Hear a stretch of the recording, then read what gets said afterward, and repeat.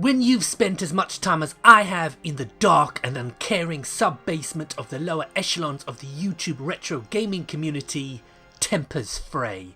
So I thought I'd take a step back from championing the little known gems that most of you will never play anyway, and instead show a side to my personality I've been fighting a long losing battle to repress, with the first episode of a new series I shall be calling Video Games I Hate.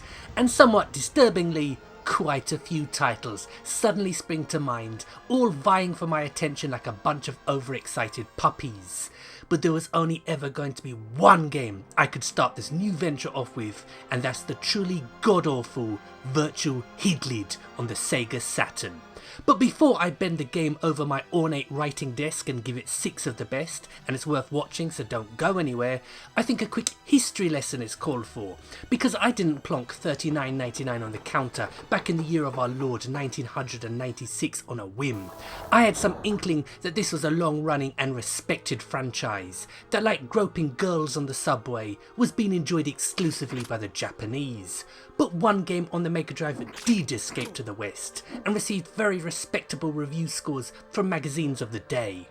But having never played it, my curiosity was piqued by this 32-bit sequel to a series that has left its mark in the history of early computer role-playing games. And what I got was this rubbish. Despite being released at the tail end of the thankfully short-lived FMV fad, still somehow manages to make Night Trap look like Oscar bait. It's as ugly as sin and buggier than Bear Grylls' dinner plate. Developed by T&E Soft, best known for their shitty golf games, and published by Atlas of all people, a company who know their way around an RPG or two, this game was clearly rushed out the door because of Sega's gambit in releasing the Saturn earlier than they themselves had announced, which resulted in a number of early releases for the system, such as Daytona USA, being crap. But Virtual Hydlide is by far the worst offender. It's an embarrassment and a stain on the Sega Saturn's legacy that can never be removed.